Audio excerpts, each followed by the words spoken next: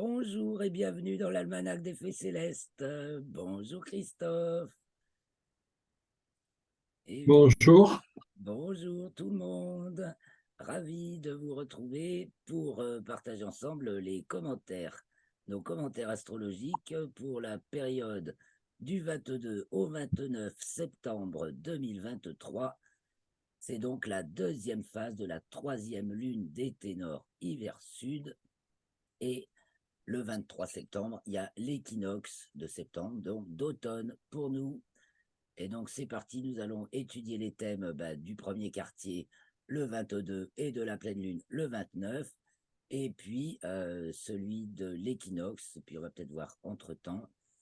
Donc équinoxe, référez-vous à la vidéo du bulletin astronomique où j'explique avec image à l'appui le phénomène de l'équinoxe, donc jour le jour de l'année avec le deuxième jour de l'année, où il y a autant de jours que de nuits pour tout le monde sur toute la planète, où le soleil se lève à l'est et où il se couche à l'ouest, où il culmine à midi au zénith de l'équateur.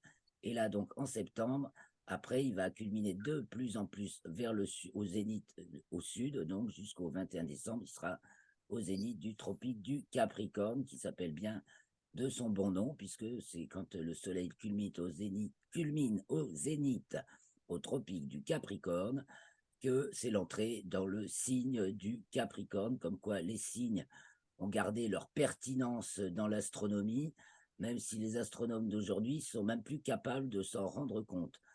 C'est notre lien profond Terre-Soleil, c'est notre horloge fondamentale. C'est pour ça qu'il est important de s'y référer premièrement. Alors, allons voir ces thèmes. Je partage l'écran. Avant, je profite pour vous rappeler de ne pas hésiter à mettre un pouce, à commenter, à poser des questions et à nous soutenir financièrement si vous le pouvez, grâce à un petit tip. Ça peut être 1 ou 2 euros. Ça fera super plaisir. C'est très encourageant. Si c'est plus, bien entendu, ça fait du bien aussi. Donc, à tout de suite, nous partageons l'écran. Et c'est parti, nous sommes donc ici sur le thème de Ah, 22, et- premier quartier. Qu'y a-t-il? Qu'y a-t-il? Tu vois Jupiter à l'ascendant, Pluton au milieu du ciel. Qu'y a-t-il, Christophe? Non, mais alors, à Paris, c'est Uranus qui est sur l'ascendant. Ah, intéressant. Ah ouais. Ah ben voilà une. Oui, en effet. Et oui, voilà la différence entre deux lieux, pourtant situés sur le même méridien, donc Pluton doit être à peu près pareil, hein, mais Ah oui. un qui est Et, plus au et, sud, un qui est moins. et Pluton est sur le même. Oui. Très Et intéressant. Pluton est culminant, mais bon, c'est le même. Ouais. Et ben, il y a des forces spéciales ouais, qui prennent le dessus à Paris. Mais alors attention, là, le magnifique cerf-volant. Hein. On va voir que cette semaine, tout risque d'aller vite. La bascule, bon, la bascule de l'équinoxe, hein, c'est le principe même de la bascule. Hein, et on entre dans le signe de la balance. Donc, rien que ça nous rappelle que c'est le retour du berger à la bergère. Quand le soleil est à 0 degré balance du point de vue géocentrique, c'est qu'il est à 0 degré bélier du point de vue héliocentrique. Et donc, quand c'est le 21 mars, c'est le contraire. Le soleil est à 0 bélier du point de vue géocentrique et donc à 0 balance en héliocentrique, comme on peut le voir sur cette carte. Donc là, il est à 0 bélier, enfin demain, le lendemain, pour le thème qu'on va étudier. Et donc, il est 0 bélier. La Terre est à 0 bélier en géocentrique et le Soleil à 0 balance en. Non, la Terre est à 0 bélier en héliocentrique et le Soleil à 0 balance en géocentrique. Alors, on observe, oui, alors Pluton culminant, alors c'est très beau Pluton d'ailleurs, très harmonique, Soleil, Uranus et Neptune. Donc toutes les fonctions transcendantes et qu'on sent bien hein, agissantes au-delà, en deçà, je dirais, et à travers et au-delà du chaos social qui tente de. Qui à la fois résiste très bien à la base, c'est pas tant le chaos que ça. On peut même admirer des fois les administrations qui sont pourtant mais complètement démantelées, hors sol. etc. Enfin, au niveau supérieur, c'est dramatique et on voit quand même que les gens font leur job le mieux possible au service des autres. Et ça, franchement, c'est une preuve aussi. Et puis les entreprises font beaucoup capote, mais enfin, il y en a beaucoup qui savent aussi faire preuve de créativité et de souplesse et de s'adapter. Que ça va pas si mal que ça, dans le fond, mais c'est l'écume du dessus, là, avec les, tout l'effet médiatique qui déconne complètement, ça c'est sûr. Donc on voit ce magnifique cerf-volant, donc le Soleil est Ben, opposé oui. à Neptune, hein, opposition de Neptune, donc là on a c'est le moment où toutes ces choses transcendantes se révèlent, et puis peut-être tous ces mouvements aussi qui œuvrent à faire de notre pays, entre autres, et de la planète pour tout le monde, quelque chose de viable et d'heureux, plutôt qu'un monde d'esclaves au service d'une poignée de psychopathes. Donc voilà le choix. En fait, on dirait que ça redresse quand même beaucoup. Alors on va observer le carré de Vénus et Uranus. Là, il y a de la rupture, et à Jupiter, d'ailleurs, aussi le carré. Tandis que le carré Soleil, c'est normal, premier quartier, donc à l'opposition de Neptune. Donc un premier quartier qui a eu lieu le 18. Soleil est opposé à Neptune le 18. Donc c'est une lunaison bien sûr marquée par Neptune. Et donc toutes les choses toute l'existence de la transcendance, c'est-à-dire toutes ces choses qui nous arrivent sans qu'on comprenne pourquoi, sans qu'on les consciemment désiré, mais ça arrive, c'est sensible, ça nous remue, ça nous brasse, ça brasse les masses, c'est au-delà de notre pouvoir personnel. Et avec il y a l'opposition du soleil, justement, c'est notre pouvoir personnel là qui entre en jeu par rapport à tous ces phénomènes neptuniens. On sait aussi tiens, que les États-Unis ont déclassifié plein de dossiers sur les ovnis, donc, mais c'est aussi pour d'abord remettre, bien classifier, bien sûr, ce qui n'est que des phénomènes naturels, enfin, sur la problématique des armes cachées, n'est-ce pas? Donc, si on réfléchit un petit peu sur le carré Vénus-Lion qui séjourne en Lion depuis fort longtemps, hein, puisque depuis juillet, août, septembre, elle va rentrer en Vierge le 1er octobre. À Uranus Taureau, donc en fait, ce carré, il dure un moment. Hein. Et en plus, donc, tu nous dis qu'à Paris, c'est Uranus est sur l'ascendant, donc la signature est Oui. uranienne, et donc on verrait bien là, ça se soulève, quoi, de manière de plus en plus sûre et ferme. Donc, comme on arrive à la période de bascule, donc le 22, la Lune est en Capricorne, il y a Pluton, bon là pour l'instant, il se passe rien. Mais il y a de la prise, il y a de la prise de pouvoir, il y a le pouvoir, voilà. La question est le pouvoir. Donc c'est représentation. Alors, il y a la motion. Ouais. Oui. Oui, le pouvoir, oui. Mais il y a peut-être. On va voir, il va y avoir une séance à l'Assemblée nationale le 25. Ah, ça y est, ils font leur rentrée. Avec- Les représentants, donc des hein? pays font leur rentrée. Il y a. Ouais. Ça va être Tony Truant, oui, ça c'est Alors, c'est une. Non, mais c'est une séance qui est extraordinaire. extraordinaire. Voilà, c'est extraordinaire. Vénus, Uranus, c'est extraordinaire. Et Vénus en Lion, donc ça Voilà. expose quelque chose de vraiment extraordinaire. Ouais, la situation quand même, parce que là maintenant, de Macron destitution, on en voit partout. Donc il y a l'opposition de Saturne de Mercure à Saturne aussi, euh, qui met bien en exergue le petit T, c'est-à-dire tout ce qu'on a envie de jeter.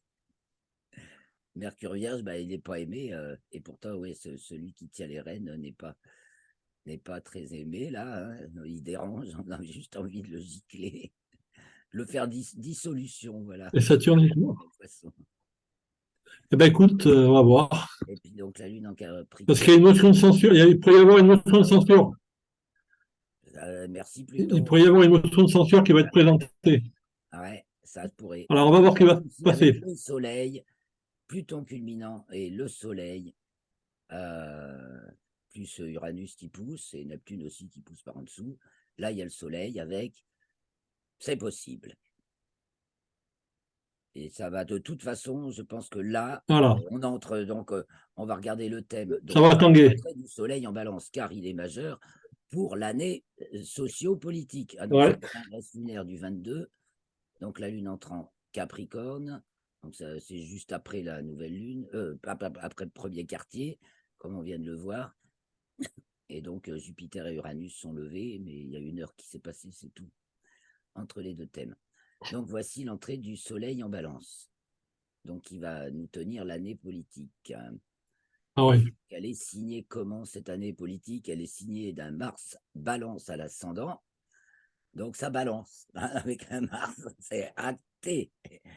C'est que si Vénus Lion, là, elle fait sa belle. Et du coup, oui, il y a au niveau du pouvoir, alors Jupiter et Uranus, toujours en taureau, bien sûr, donc c'est vraiment la poigne, hein, c'est vraiment le pouvoir de poigne qui nous rappelle quand même l'ère nazie, hein, c'était les années nazies, ça a été, Ouais. ça a été Uranus-taureau la fois d'avant, hein, donc il y a beaucoup de corrélations. Donc là, on l'a en 8, et puis il faudrait regarder aussi, justement, tous les 13 ans, Jupiter est conjointe à Uranus, donc il faudrait regarder entre les années 30 de 33 à 45, et ben voilà, il y a eu une conjonction Jupiter-Uranus, forcément. Et c'était en bélier à l'époque. Ah non, c'était en taureau. Oui, c'était en taureau, je suis bête. Je parle d'Uranus taureau. Donc, Ça fait là, ils sont en 8, 80 ans. 90 l'existence de l'objet. 90 Et ans. là, il se pourrait bien que les tenants du pouvoir se fassent blackbouler. Oh, Ça, c'est en train de venir, moi, je pense que d'accord. justement, Oui, mais c'est moi, Vénus. peut-être aussi, moi, ouais. Ouais. Alors, il est intéressant de faire le thème pour Paris. Là, c'est localisé chez moi, mais il est évident que voilà, il y aura des Mais pouvoirs. vu que l'ascendant est balance, je pense que c'est à peu près pareil. Ben ouais, et que peut-être Mars, il est pile sur l'ascendant à Paris, mais tu l'as pas fait, toi, pour Paris. Euh, je l'ai fait, mais j'ai pas, brièvement, je l'ai fait, Ah, mais j'ai pas souvenir. ah, mince. Ok, et on voit le fond du ciel entre Lune Non, et non. Pluton en Capricorne. Donc vraiment un terrain dénudé, hein. Là, tout à poil, à poil. Le pays est à poil. Et comme un petit bébé, on va recommencer. Cette trigone Mercure vierge, va falloir le réchauffer. Non, mais on voit bien, là, il y a de la claque, hein. Il y a de la répartie. Alors, à moins qu'on reste dans la Ouais. fausse Il y a la opposition, révolte. tandis que les vrais résistants, parce que c'est la résistance qu'il faut chercher. Or, la résistance, on l'a ici, au Capricorne, ouais. La résistance, c'est un bastion Ouais. imprenable. Ça, on peut le dire. Donc, tout n'est pas gagné, loin de là. Il y a du marasme, Saturne, Poisson en 5, 6, bon. Mais on peut s'attendre Et à... ça, c'est la révolution solaire de de la Première République. Non, c'est l'entrée du soleil en On balance. peut s'attendre. C'est Oui, la oui, mais c'est première... aussi l'anniversaire de la Première République. Ah, de la Première République, bah ouais. Ouais. Oui, oui. Oui, alors donc on aurait l'occasion de créer une nouvelle République au cours de une nouvelle constitution. C'est dans l'air, c'est dans l'air. Mais bon, on voit qu'on a un bastion un- absolument inviolable, infranchissable, imprenable. C'est le rock, là. Et puis, bah, voilà, des valeurs éternelles, des valeurs en tout cas très Alors, chrétiennes. est-ce qu'il faudrait regarder. Ouais.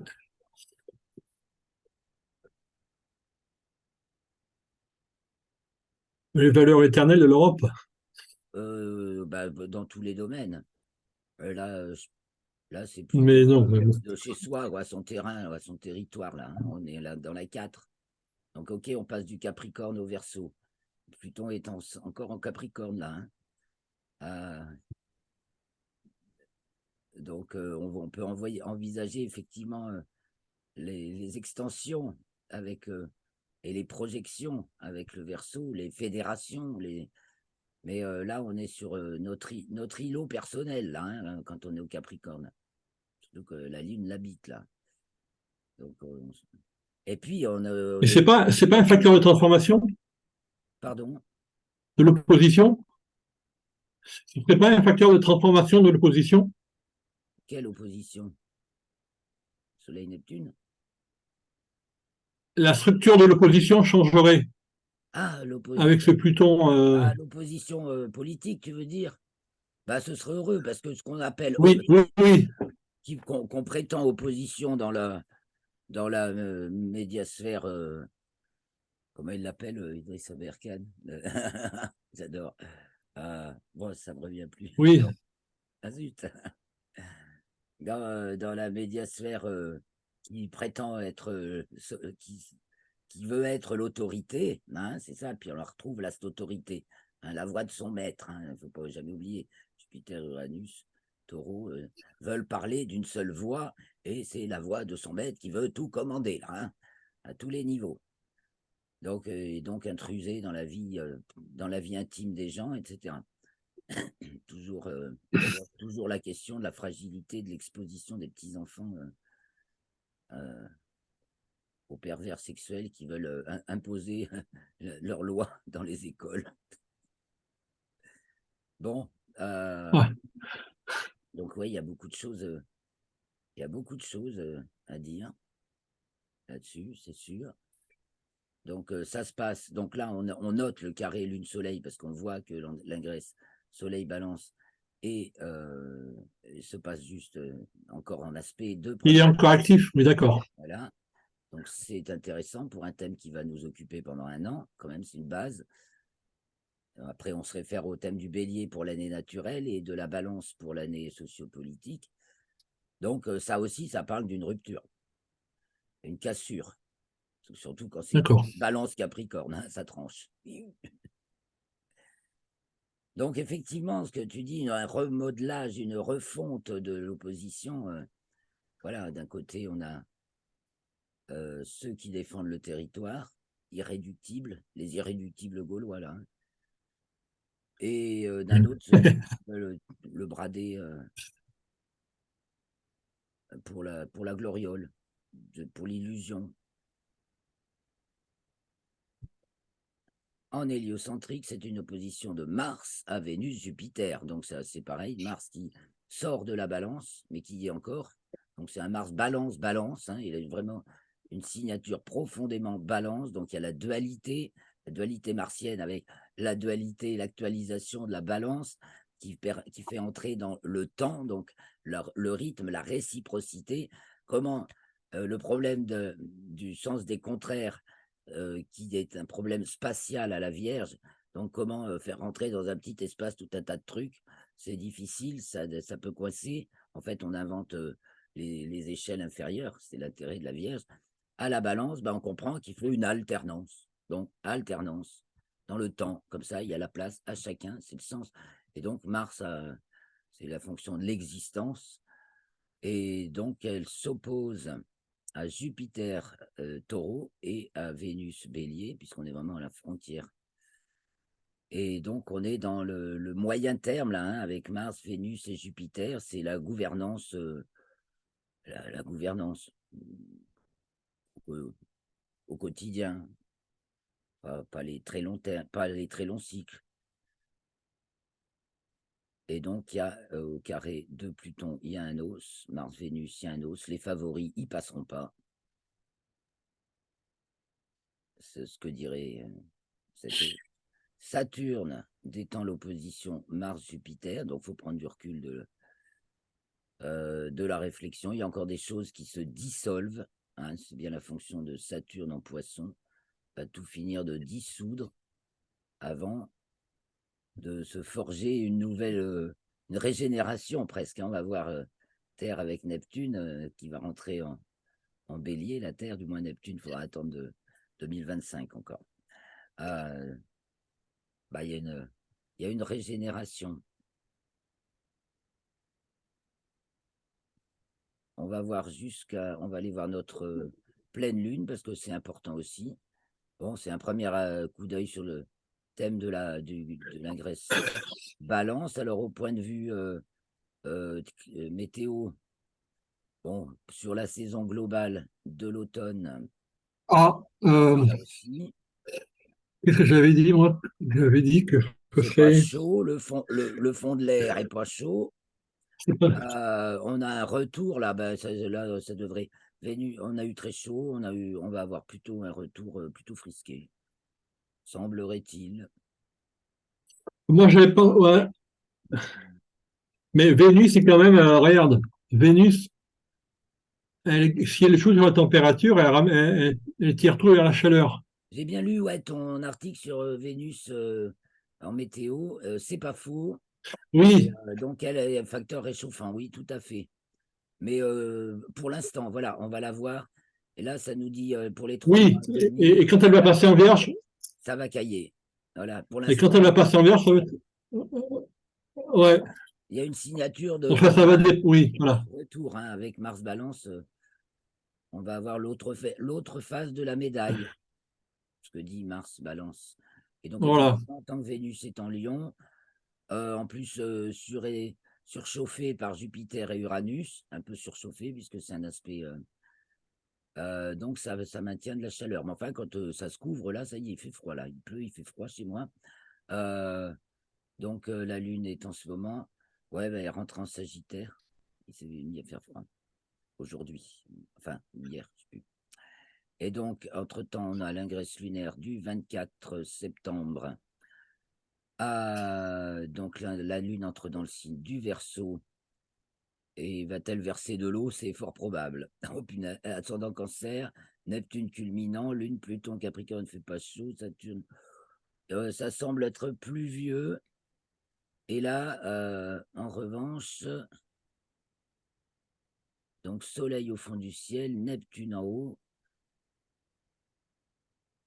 et il va y avoir plein d'éclaboussures. Ou de retombées positives. Parce qu'on pourrait voir ça aussi. Bénéfique. Ou maléfique, ça dépend ce qu'on a fait comme bêtise ou pas. Mais il y a des retombées, on dirait. Hein. C'est dans l'axe méridien, Soleil au fond, Neptune en haut, avec toujours notre. Et on n'a plus notre cerf-volant, mais on a encore la figure harmonique, Neptune à Uranus-Pluton, qui est associée là à la Lune. La Lune entre en Poisson le 27, c'est pareil, hein, c'est plutôt du temps froid et pluvieux, vite à la louche, là, comme ça. Le 29, elle entre Euh, donc en Bélier, et là, ça va peut-être changer, Bélier. quand même, elle remonte en latitude, elle remonte en déclinaison, comme on l'a dit. Elle vient d'être conjointe à Neptune et elle rentre en Bélier. Donc, on va peut-être commencer à voir venir sentir l'autre face indiquée par Mars Balance tout à l'heure, à l'ascendant. Donc là, elle rentre en Bélier. Et donc, ça peut changer les choses, mais peut-être pas encore au niveau de la météo, là. Hein, pas là. Pas trop. Et c'est la pleine lune. Donc, voici la pleine lune à 9h57 TU. Avec, moi, j'ai Uranus au descendant. C'est le retour, toi. T'avais Uranus à l'ascendant. Euh, euh, Moi, j'ai Uranus au descendant. Je parie que t'as Jupiter. je Et, sais, je sais plus là. Il faudrait que ben je donc, l'ai fait, mais c'est la réponse là aussi. Hein. je l'ai pas sous les yeux. On va la voir arriver. On va le voir arriver, cet Ouais. Uranus en France. Voilà ce que dit. Donc, cet esprit, évidemment, ça signe la révolution. Avec tout. Avec, voilà, la première révolution, c'est vraiment le titre de l'Uranus et représentation de la transcendance, Alors, l'existence. On est idéaliste et la alors, vie ne vaut rien pour un Uranus qui oublie le niveau de l'existence. C'est-à-dire, il passe de la transcendance à la représentation. Il s'imagine que tout le monde voit les choses de la même façon. Il est unipolarisé, il est surtout en taureau, il est focalisé comme un malade et il n'a pas.